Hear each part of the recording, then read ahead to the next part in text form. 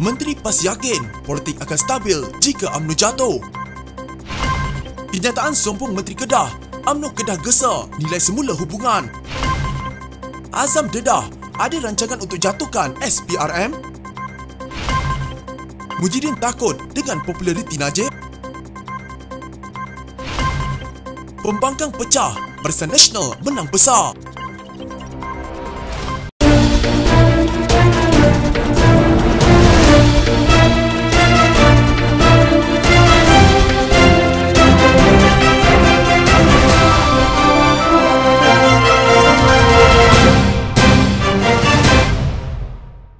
Kestabilan politik hanya boleh dicapai jika UMNO dan Barisan Nasional disekat kemarahannya untuk kembali memerintah, kata pengarah pilihan raya PAS Muhammad Sanusi Makno. Ini kerana UMNO Barisan Nasional selepas mendapat kuasa mempunyai kecenderungan untuk mencetuskan pilihan raya negeri, katanya. Formulanya UMNO tiada, kita boleh ada kestabilan. Mana-mana negeri yang UMNO mempunyai kerusi lebih sikit mesti PRN. Macam di Melaka, orang dia sendiri jatuhkan ketua menteri. Johor pun begitu kerana kerusi mereka lebih. Kita tengok negeri lain, bila UMNO kerusi sikit, sikapnya lain. Seperti di Kedah, kita tidak mengalami masalah. Jadi syarat dia senang. Kerusi Barisan Nasional sikit. Jadi penting kita tentukan Barisan Nasional jangan menang banyak. Katanya, di petik Sinar Harian, Menteri Besar Kedah itu dilaporkan merasmikan Majlis Himpunan Petugas Pilihan Raya Perikatan Nasional kawasan Pulai di Johor. Menurut Sanusi, Barisan Nasional khususnya UMNO dilihat terus menjadi pihak yang mencetuskan perbalahan sehingga sukar mencapai kesepakatan dengan PAS. Dia macam kita duduk satu rumah, makan satu meja, masak satu lauk, tetapi ditikam belakang kita.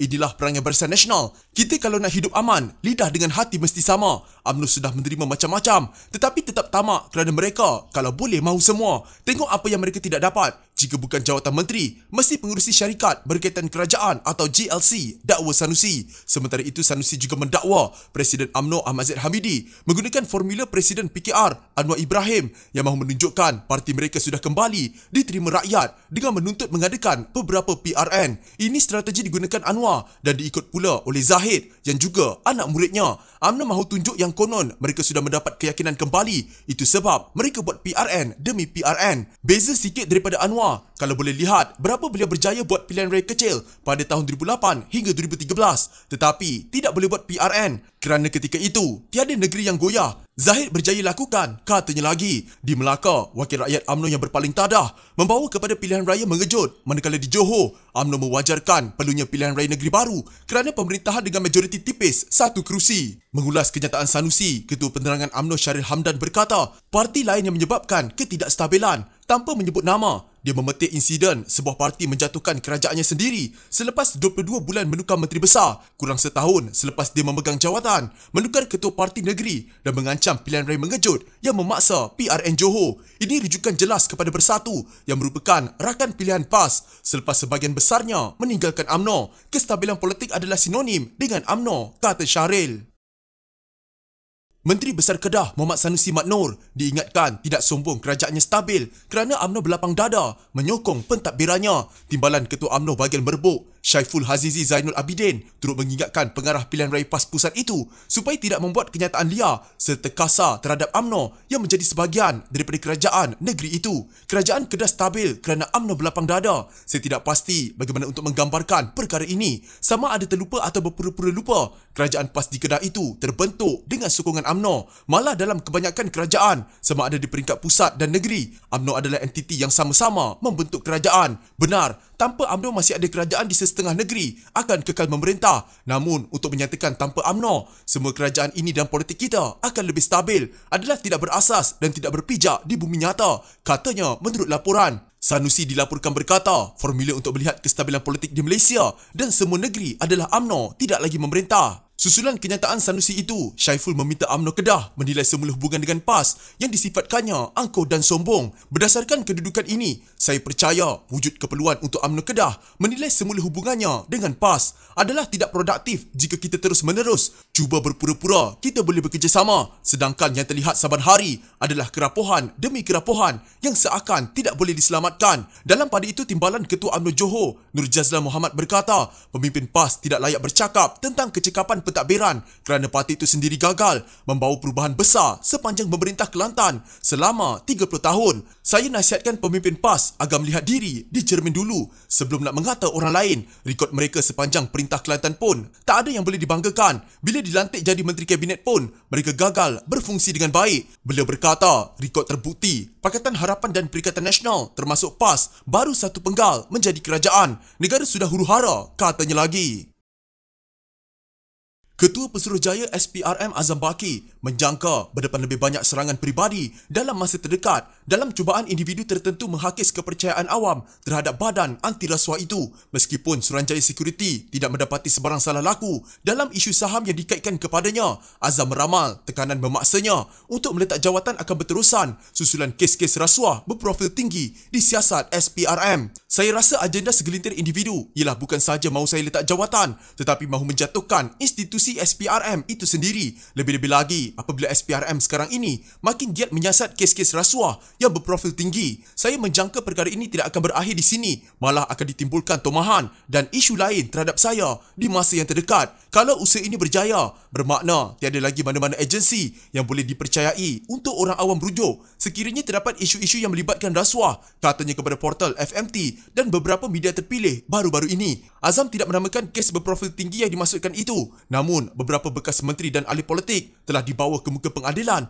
atas tuduhan rasuah melibatkan jutaan ringgit. Sebelum ini, 3 timbalan beliau turut menyifatkan serangan terhadap Azam sebagai bermotif politik dendam dan menyatakan sokongan penuh terhadap beliau. Pada 18 dan 19 Januari lalu, SC mengumumkan bahawa inkuari SC tidak mengesan sebarang kesalahan yang melibatkan Azam dalam isu pemilikan sahamnya dan telah menutup fail inkuari terhadapnya. Sebelum itu, Azam menjelaskan beliau memenuhi segala keperluan undang-undang berhubung transaksi itu pada tahun 2015 hingga 2016. Dalam wawancara terbaru, Azam menyifatkan serangan peribadi untuk menjatuhkan imej beliau dan SPRM sebagai sesuatu yang dirancang dengan teliti. Pada pandangan peribadi saya, ya, ia dilakukan sangat terancang oleh seseorang, tetapi saya tak tahu siapa. Itu sahaja yang dapat saya lihat daripada agenda yang dibangkitkan, kata beliau. Beliau menegaskan SPRM tetap komited melaksanakan amanah rakyat, memerangi rasuah tanpa pilih kasih atau campur tangan mana-mana pihak. Azam mengambil iktibar daripada apa yang dilaluinya untuk mengenal siapa kawan dan siapa lawan. Bila berlaku serangan kepada saya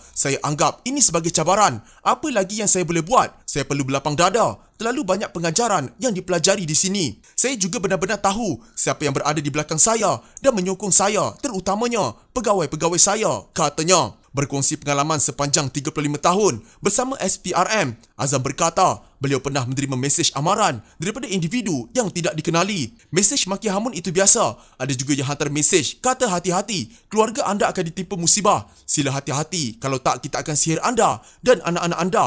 Mesej sebegitu ada, tetapi ancaman bunuh yang betul-betul tiada, katanya.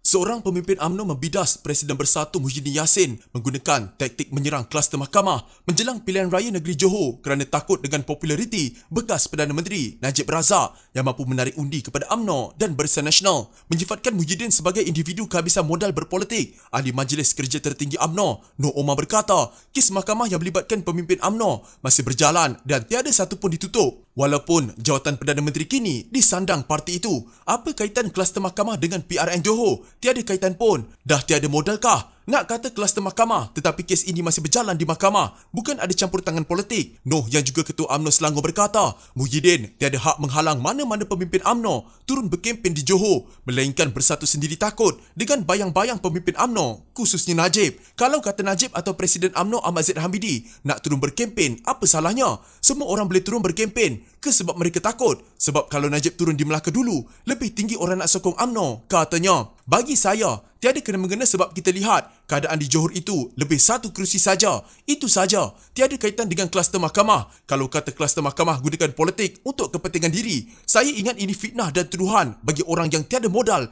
untuk berpolitik, katanya. Dalam pada itu, Naib Presiden UMNO Muhammad Khalid Nordin menyifatkan Muhyiddin Yassin sebagai individu ketandusan kecerdasan kerana terus menyerang pemimpin UMNO yang digelarnya kluster mahkamah. Sedangkan tiada seorang pun yang bertanding dalam pilihan raya negeri Johor. Beliau berkata Presiden Bersatu itu tiada modal konkret perancangan masa depan dan cita-cita baru untuk dihidangkan kepada pengundi negeri itu. Sebaliknya terus menyerang peribadi pemimpin UMNO. Saya kasihan benar dengan Presiden Bersatu ini. Benar-benar beliau ketandusan kecerdasan. Siang dan malam tak tidur lena, mandi tak basah kerana dibayangi dengan kluster mahkamah. Rupanya penglibatan Bersatu dalam PRN Johor hanya untuk menentang kluster mahkamah. Tiada rencana konkret, lakaran masa depan dan cita-cita yang segar, katanya di Facebook. Mengulas lanjut, Khalid yang juga bekas Menteri Besar Johor berkata, Muhyiddin tidak seharusnya mengheret rakyat negeri itu ke kancah ketidaksukaan beliau terhadap tokoh tertentu. Yang utama kepada rakyat Johor ialah mencari kerajaan yang stabil dan boleh memulihkan semula ekonomi, katanya. Beliau turut mendakwa Muhyiddin sedang berdepan dengan krisis terbesar dalam perjalanan politiknya selepas kehilangan sokongan sebagai Perdana Menteri dan gagal dalam beberapa siri PRN termasuk di Melaka dan Sarawak. Katanya Bersatu kini hanya ada PAS sebagai sandaran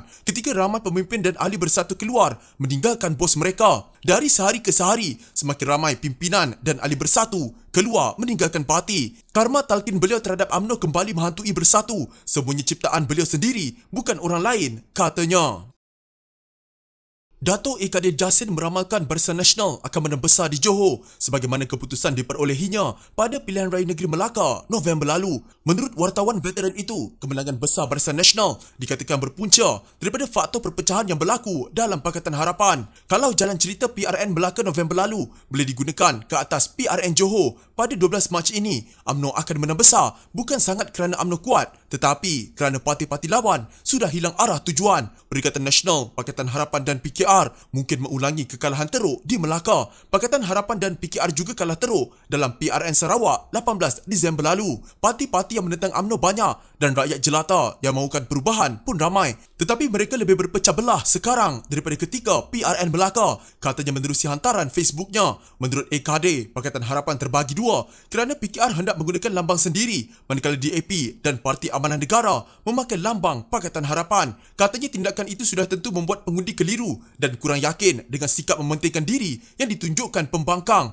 Maka atas sebab-sebab inilah UMNO nampak mempunyai kelebihan. Parti Muda pula akan membuat kemunculan sulung sejak didaftarkan 23 Disember lalu melalui kerjasama dengan Pakatan Harapan dan PKR. Parti ini boleh membantu menarik undi pemilih anak muda kepada kemah pembangkang. Manakala Pejuang juga dilaporkan akan mengadu nasib buat kali pertama secara bersendirian, katanya. Beliau juga mengumpamakan Perikatan Nasional bagi rumput di tengah jalan. Sini tidak, di sana pun tidak. Mengulas lanjut dalam tulisan terbarunya itu, EKD memberitahu Bersatu tidak kuat dan PAS pula lemah. Bersatu menang kerusi di Johor dalam pilihan raya umum lalu atas kekuatan bersama Pakatan Harapan. Nampaknya Bersatu bolehlah bersiap sedia untuk menendang dirinya sendiri kerana telah ditipu bulat-bulat oleh UMNO dan fiksyen Datuk Seri Muhammad Azmin Ali untuk melakukan tindakan politik paling bodoh dengan menjadi alat syaratan MOVE 2 tahun lalu. Presidennya sendiri Tan Sri Muhyiddin Mat Yassin telah memberi isyarat surrender apabila pada 25 Januari lalu dia berkata tidak akan bertanding mempertahankan Dun Gambir, ujar beliau. Katanya sudah tentu UMNO mengharapkan kelebihan daripada pertandingan 3 penjuru